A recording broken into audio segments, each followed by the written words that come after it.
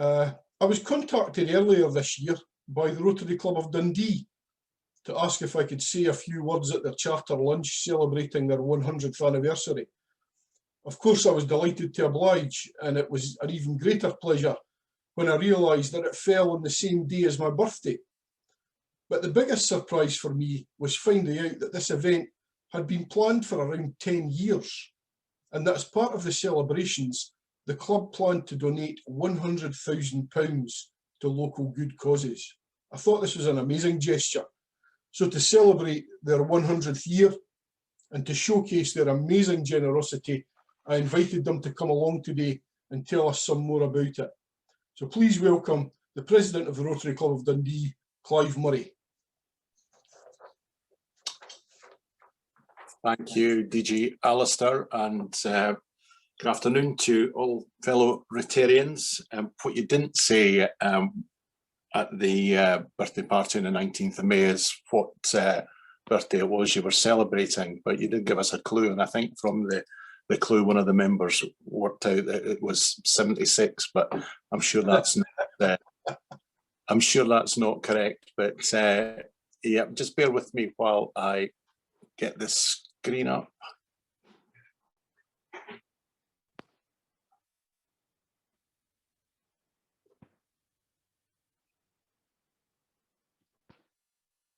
Should be coming up now.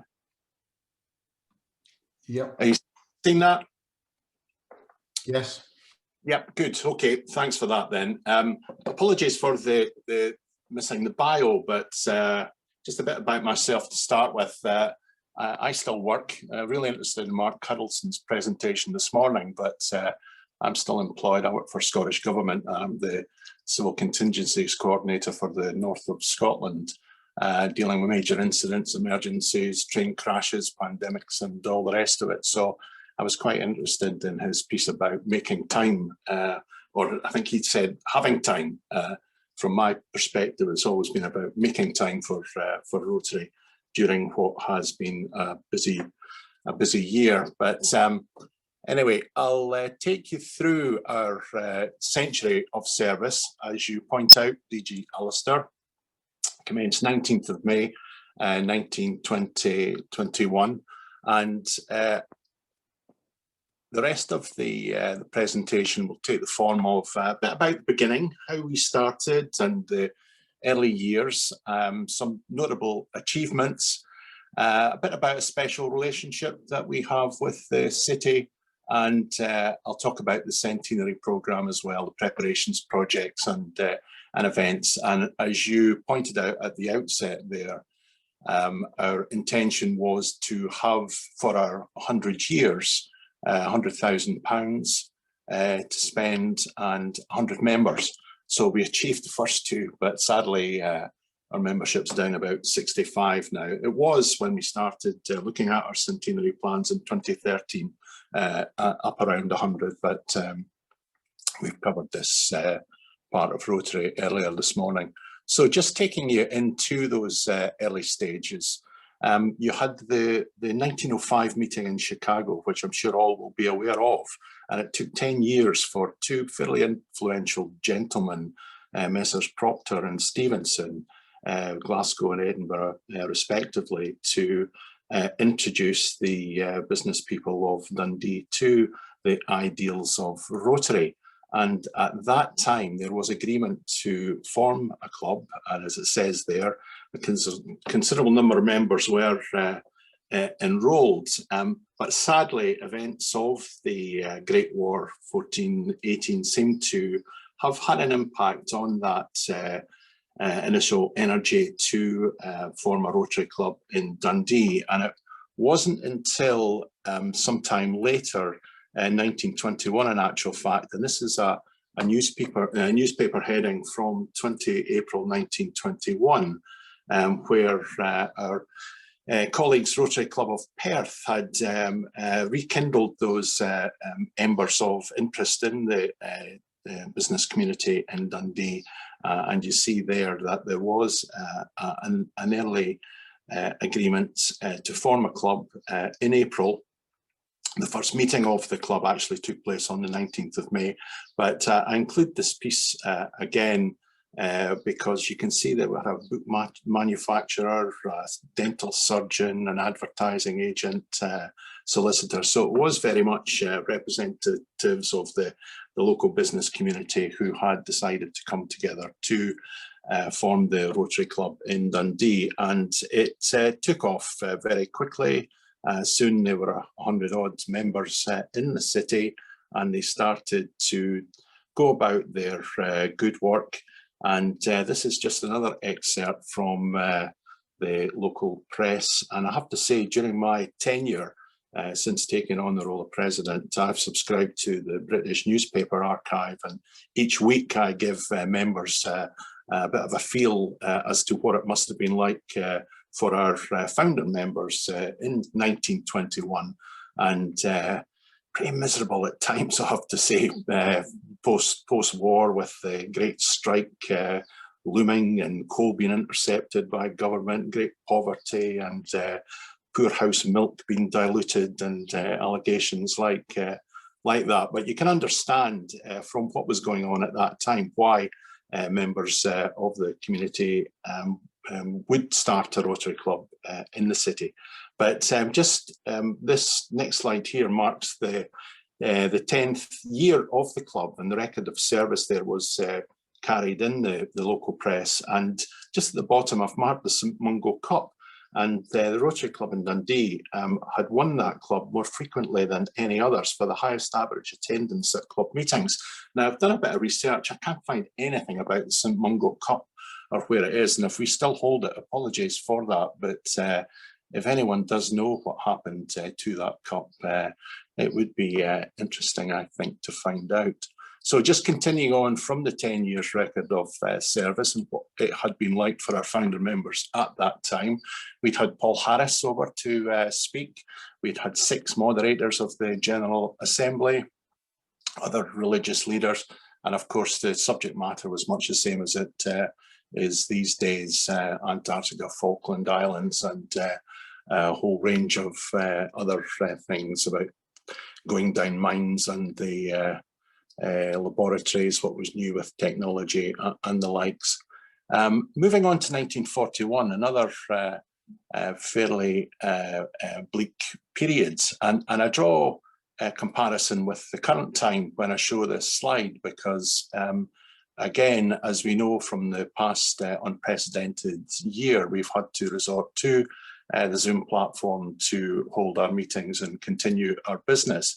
It was the same in those days during the time of the Second World War. And as you see there, we were congratulated as a club for the efficient way in which we'd continued, because many of the other clubs had abandoned their meetings and practically scrapped their committees. So again, that draws some comparison with what has happened in this year past. And of course, it's important that we keep going, because the need is out there and the work has to continue. I thought back to the assembly at the end of April there, and Colin Winston, some of you may have heard, and he spoke about the benefits of harnessing corporate bodies and assisting them fulfill their obligations towards community and the social obligation they have.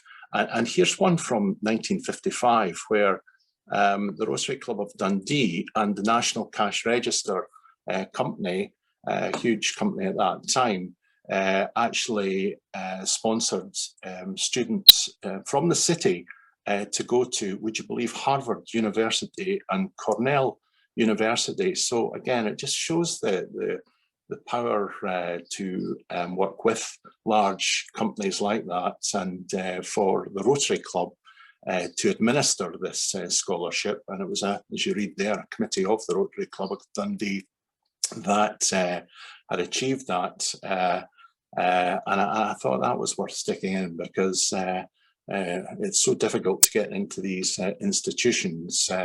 And there we were in 1955 as a Rotary Club holding interviews for the successful candidates to go and enjoy that superb education. And also in terms of influencing, you'll know about the redesign of Dundee waterfront. Well, it was 1991, Dundee Rotary Club Institute of Architects Design Idea Competition. So we were involved in that as well, the remodelling of the city waterfront in 1991. The next one I included, this goes back to 1935, and I found it incredible that the Rotary Club in Dundee was perhaps influential. When did the Tay Road Bridge open? 1966, so 31 years later. But here you are in 1935, the Rotary Club discussed a proposed Tay Road Bridge at their weekly luncheon. So the unfortunate thing is it took 31 years to develop, but there you go. It lets you see the influence of the membership in that particular time. So coming on to more recent times and our celebration of 100 years of service to the community. And you see the picture there that was carried in the local press. I think that one is actually on our birthday on 19th of May, 1921. And myself and our centenary committee chair, past President Robert Dunn, the Courier carried this for us. It's a nostalgia piece, and we have as President-elect Andy Argo, who used to be chief reporter with the Courier. And in order to get a decent level of coverage, we'd had meetings with David Clegg at the Courier.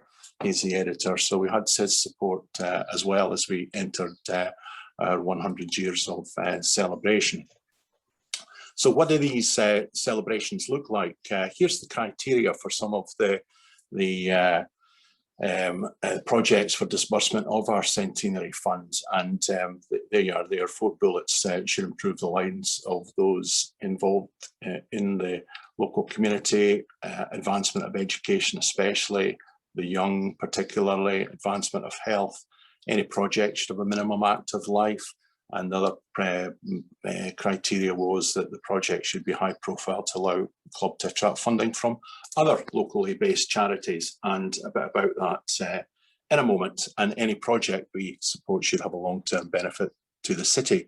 So first one, and I noticed that Ivor Morton was on the conference. Thanks to Ivor, who you see just to the left there of Professor Mackenzie. I think this was my favourite one so far, £10,000 towards blood pressure monitors in Dundee. And as we know, because of restrictions, it's very difficult for medical practitioners to get all the data they need. So what we did was, in conjunction with the Gildry, come up with £5,000 each to source these monitors, and Ivor takes all the credit for that. He managed to negotiate a terrific deal, which got hundreds of these monitors, which are now bearing the badge of the Rotary Club of Dundee and the Gildry, and they're issued by all the GP surgeries in Dundee, and they're in many homes across the city, providing data to the clinical specialists who can have that additional information on the various patients.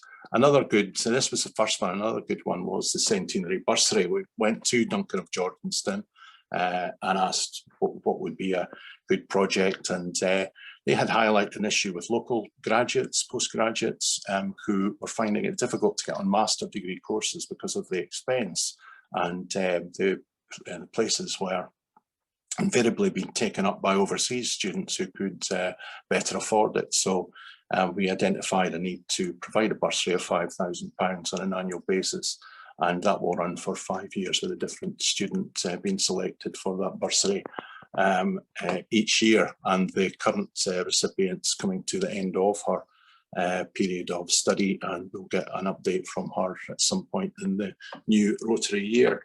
Again, the impact of coronavirus, we spoke with Dundee City Council, and they had suggested that there was a dire need for providing assistance to pupils in some of the schools in the city, and we have that pilot running with the council, where teachers will be paid through Rotary contribution to give specific students hope with their higher exams.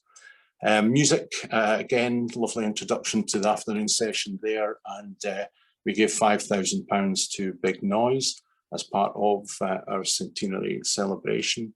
And another good one, another favourite one of mine is Professor Bob Steele.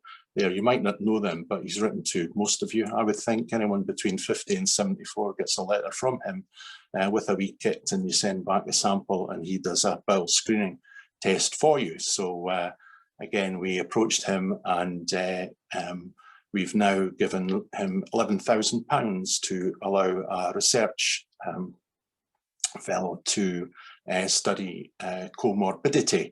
And the samples that you give back will be assessed not for bowel problems, but potentially for other health-related issues, which can be identified through the scanning of the, well, can't think of another word, so I'll just say stools that you send back to him. But again, another terrific project. We also identified support from the 9 trades in Dundee, and we gave £25,000 to 15 charities, £2,000 to the main recipients, and there was 5 others who hit the crossbar, so we gave them £5,000 each. £800 to the City of Dundee Pipe Band, £2,100 to drug workers. These are folk who have come through experience of addiction, and we're going to get them qualified with SVQs to allow them to use that experience that will assist them and others who are going through the problem. And again, that one was chosen because of the problem Dundee has currently with drug addiction and deaths, unfortunately. And one of the more recent ones, £6,000, is going for e-trikes to help mental health patients at Carsfew Centre in Dundee. We had a birthday party, as DG Alistair said, and what we did there, we based it on a tea party. That's the recipients of our centenary cake, more of which in a moment, but all the care homes in the city were invited to read the card there, which had details of our achievements, and enjoy a bit of cake and a cup of tea with us. So that was a super afternoon. All went remarkably well. And of course, that's the centenary cake. We've got 2,000 of them now with a local baker in tow. And if you would like one, I'm sure we can supply. In fact, we'd love to supply, because as I say, we've got 2,000 of them. They cost £12, £2 of which will go to end polio. So I'm sure DG Alistair will find some way of collating the requests for the Dundee cake there. I got in touch with our MSP, Shona Robison, and she laid a motion before Parliament to congratulate the club. And of course, since that was done, she's now the Community Social Security Minister, or Cabinet Secretary, I should say. So again, we thank her for that. She sent us a lovely video to play on our at our birthday party. So that's the projects. We have other events, civic reception that's been pushed forward to later in the year because of coronavirus. We've got a golf day, we've got dinner dance, charter dinner, we've got family fun days, all into next year because of the restrictions. And we've also, we're planning to invite some high profile guest speakers to our lunchtime meetings, and next week, week after next, we have Robbie Noel, who's the RAF liaison officer in Scotland. He's coming along. So we've continued to fundraise, and that's end of May past there. Club members raised £6,000 cycling in a charity fundraiser. And just coming to the end here, I mentioned the special relationship, and that's with the city. And 1955, the civic mace was presented to the city, and that's the current one. That's the Lord Provost symbol of authority, and we presented that to the city at the time, and the names of the Rotarians that were in the club at that time are included in the stem of the mace. We also participated in this memorial to the Dundee women jute workers contributed to that with Scottish Enterprise and Dundee City Council. That was in 2006. And more recently, to mark our centenary, we'll be presenting the council with the Discovery Lectern at the civic reception. And as you see there, it's a fairly striking piece, shaped as the bow of the Discovery. It's in European oak and it'll be blackened at the front there, but you can see the step down effect to as a nod to the V&A design as well. So we're quite excited about that one. And the plinth that it sits on represents the choppy water and ice that many of the great folk from Dundee had set out in their travels over the years. So yeah, that should be finished in July, and we'll hand that over to the city when we have the civic reception. So that's it from me, Alistair. I think there'll probably be a question about where did you get the £100,000, so I'll answer it now. It was back in 2012, 2013 that we started planning. Robert was asked to take on the chair, and we started taking subscriptions from, or a levy from subscriptions. We're fortunate in that our founder members and those over the years have left a fairly significant sum of money in trust, and we took profit from that. We also had the Oktoberfest and many other fairly substantial events where we took off money as well. And more recently, a big thanks to Scottish Mortgage, which provided a big portion of the profit from some of our investments to make up the £100,000. So that's it, Alistair. Happy to take any questions if there are any, and I'll stop sharing now. Thank you.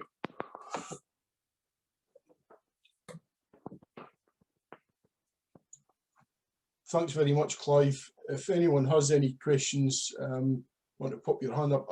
Ivor Morton, Ivor. Yes, what I can say is it's been an absolute major achievement that Clive and the Rotary Club of Dundee have achieved. I think he's described to us the detail, but the effort, the teamwork, the creativity, and the amazing hard work that's gone into it's been tremendous. So it's not a question, it's more of a congratulation. The Rotary Club of Dundee, of course, I'm from Rotary Club of Claverhouse, and Dundee is our mother club. And we've got our 50th coming up in just less than 5 years' time. And so we're going to be knocking on the door of Clive and the Dundee Club to pick their brains, because we would want to raise 50,000 for our 50th anniversary, but make sure that we don't strip out anything in the intervening years for charity. So it's a skillful plan, and it's a massive congratulation to the Dundee Club. Thanks very much, Ivor. Thank you. Jim Houston, please. Hello, Clive. I was interested in the lectern. Is that something you did through the art school, or did you do a competition for designers? We again, all of these projects have been the product of long, hard discussion. And when you go back to it, I included the mace specifically, and then that clock, we couldn't have a project that was less in terms of significance or stature than those ones that have been given previously. And to mark the 100 years, we were looking for something special. So yeah, we did go to the art school. They put us in touch with someone who had qualified not that long ago at Mill Hill Studio, and they came up with that design. And as soon as, well, there was more than one design, but that was the one. And I have to say it's the more expensive one as well. But that was another problem which we overcame. we do have the funds now to pay for it, and obviously that doesn't come from charity funds, that comes from members. So I had a fairly lengthy speech to give at that meeting, but yeah, we've got contribution for that, and it's something that we'll all be very proud of as we hand over that, and that'll be the legacy. And of course, the names of club members in this coming year will be within that piece of art there, and it will sit in the City Chambers in Dundee and be used hopefully for the next 100 years. Thanks again, Clive. Once again, congratulations to you and the club on your anniversary and the amazing gesture that you've made to the City of Dundee. Well done.